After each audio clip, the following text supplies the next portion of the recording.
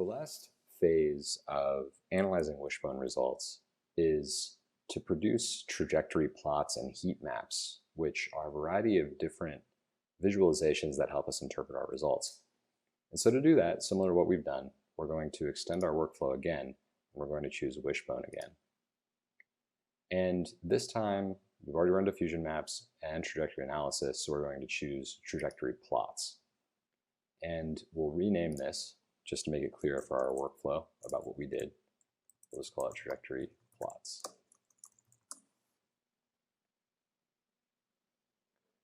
The way that we do trajectory plots can be a little bit tricky to the uninitiated. What we'll do first is decide which file or files we want to appear inside the plot. And then we will choose which markers we want to appear in the plot. And so in this example, what we're going to look at is CD44, CD4, and CD8. Now we go over here and we'll see that we have to choose a trajectory column and a branch column. The branch column is optional just in case you want to do this workflow with Wanderlust. Now this is where things get a little bit tricky, but it's really quite simple. What we need to do to choose a trajectory column is to choose the WB trajectory column, but we need to choose it here and then choose it here. And so when we make the plot, this trajectory column won't be plotted like the actual data columns, but we still just need to choose it here and then here. And so with branch, it's the same thing. We'll choose branch and then we can choose it here. So we've chosen our trajectory column. We have three markers that we care about. We have our branch column. Min delta for branching is just how the plot is going to respond and actually find and represent branch points. So this is just a numeric value. You can try to change this to tease out exactly where the branch point is drawn. Smoothing factor is similar to smoothing with a histogram. So this is ultimately a line plot, and this changes how smooth or jagged the lines are with respect to variation. Variance, whether or not we show it on the plot, is this sort of shadow behind each line that shows you the actual variance in the line. And then the number of bins in the trajectory is on the x-axis in terms of plotting that trajectory. How many bins do you want to use? So using less simplifies the data readout. Using more shows more nuance in the data readout. So we'll leave these default for now. And all we have to do once this is configured is to run the task. Our task is now complete, and we can see that the logs are indicating that everything seems to have gone just okay. And so now we'll flip to the results tab. And in the results tab, we just want to ignore the plot on the left if it's appearing, and just look at the generated files. And the generated files are listing out these PDFs, and what the SVG versions are is just a folder of the same plots, but in SVG format, in case you want to edit them in an SVG viewer, such as Illustrator or Inkscape.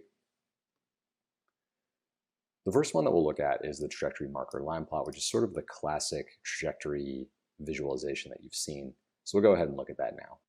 When we open this plot, what we'll see is a set of lines, and these lines are oriented along the x-axis, which is the trajectory again, which we should be used to seeing, and each line is a marker. And as the trajectory goes along, we can essentially track, and in this case, red is CD4, blue is CD44, and green is CD8. We can track from the beginning and along our trajectory what's happening with each marker. And so, looking at this, the interesting thing would be CD44 starts quite high and then drops off very quickly. And then we have sort of, not much going on in the trajectory until we reach this inflection point where CD4 and CD8 change to go up very high.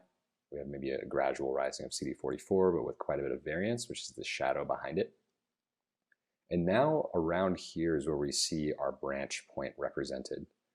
And when the line switches from the solid to the different forms of dotted, that's branch 1 versus branch 2, and where that line goes indicates the marker.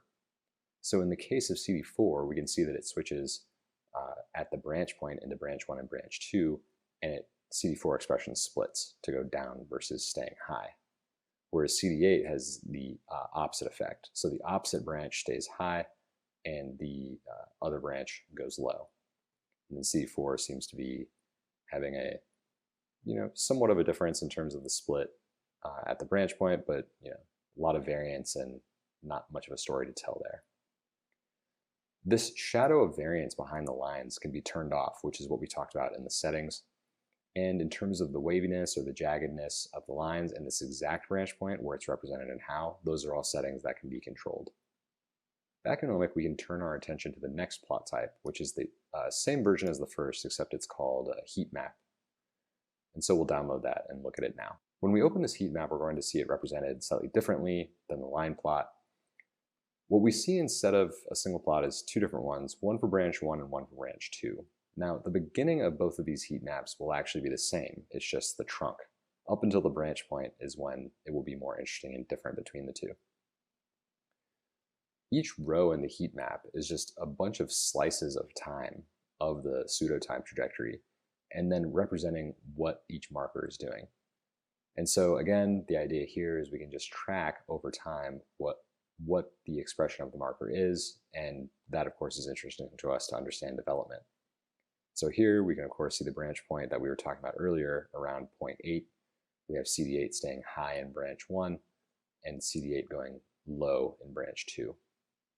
Back in OMIQ again, we're moving toward a particularly interesting plot type, which is the trajectory marker derivative plot.